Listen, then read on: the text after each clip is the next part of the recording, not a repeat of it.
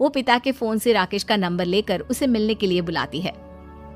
आज तो मैं उसे साफ साफ मना कर दूंगी, मुझे नहीं करनी शादी। शक्ल देखी है, ना कपड़े पहनने का तरीका है ना बोलने का। अर्पिता राकेश से मिलने जाती है। अब क्या हो गया, आपने मुझे अर्जेंट मिलने को बुलाया, सब ठीक तो है ना? हाँ सब ठीक है, पर मैं आपसे कुछ कहना चाहती हूँ, आप ना इस शादी से मना कर दे। राकेश की आंखें अर्पिता की इस बात से लाल हो जाती है। वो रोंधे गले से कहता है, लेकिन शादी की सारी तैयारियां हो गई हैं।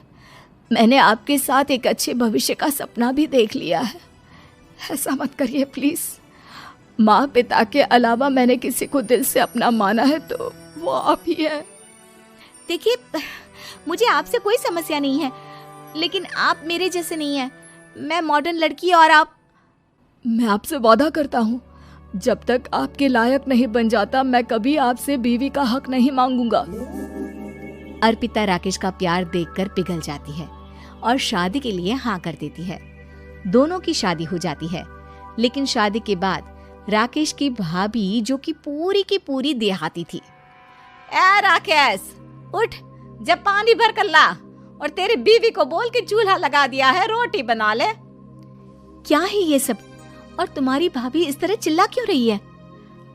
क्या करूं, भाभी ही खाना बनाती है और मुझे पढ़ने के लिए इस घर में रखा, तो मैं घर का सारा काम कर देता हूँ।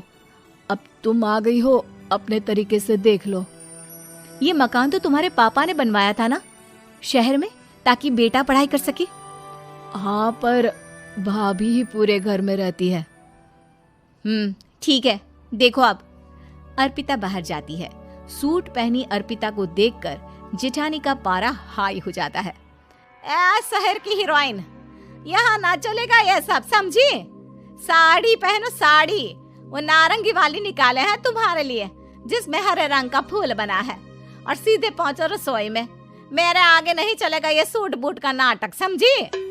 देखिए भाभी, आप बड़ी हैं, आपने राकेश की पढ़ाई में मदद की, लेकिन ये मकान इनके पिताजी का है, तो मैं अपना पोर्शन अलग कर रही हूँ।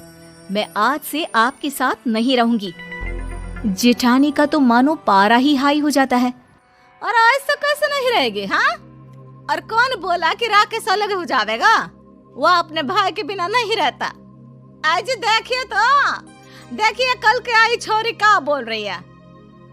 राकेश के साथ बात हो गई है, मैंने ऊपर का हिस्सा राकेश को दे दिया है, उसके अपनी जिंदगी शुरू हो रही है, तो अच्छा है ना कि अब रसोई भी अलग हो जाए। अर्पिता राकेश की ओर फक्र से देखती है कि उसने अर्पिता के लिए स्टैंड लिया। अर्पिता बाजार में जाकर सारा रसोई का सामान ले आती है। पिता के दिए सामान से घर सजाती है और अपने तरीके से पूरे घर की सजावट करती है। शाम को राकेश ऑफिस से आता है। कुर्ता पैजामे में राकेश को देखकर, अरे ये क्या पहना है? भाभी सिलती है ना कुर्ता, मैं सारी कमाई भाभी को ही दे देता हूँ।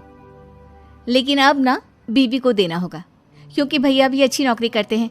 भाभी अपने पति का पैसा संभालें और मैं अपने पति का पैसा संभालूंगी। तभी भाभी आ जाती है।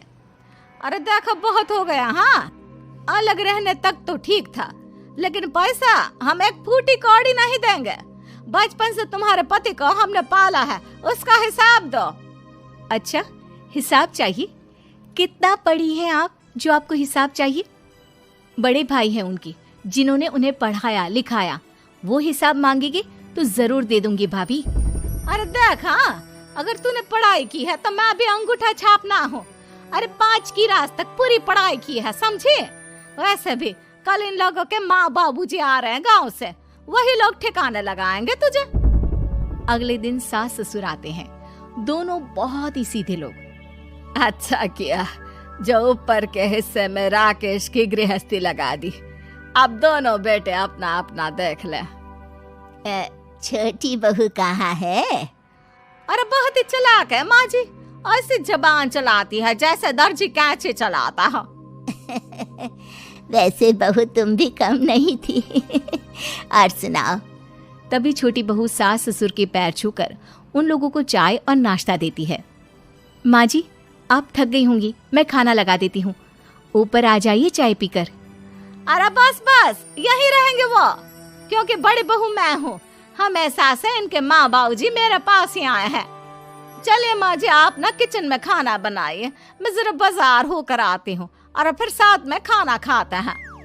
जेठानी बाजार निकल जाती है और सास ससुर बेचारे घर पर अकेले।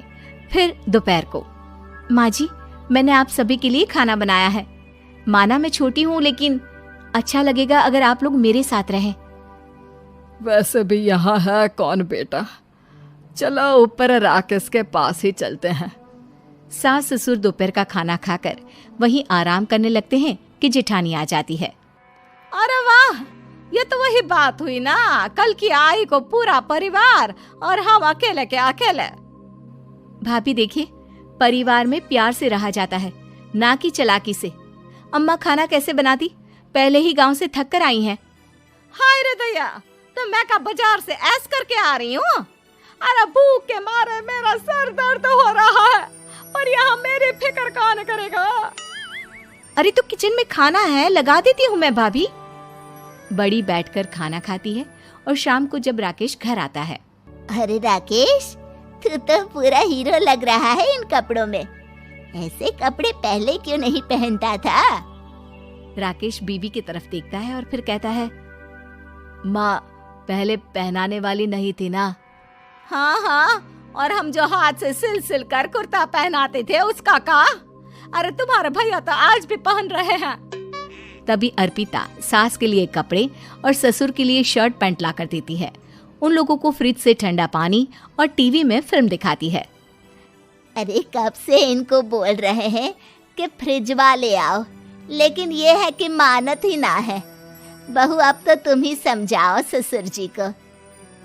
नहीं पापा, आप फ्रिज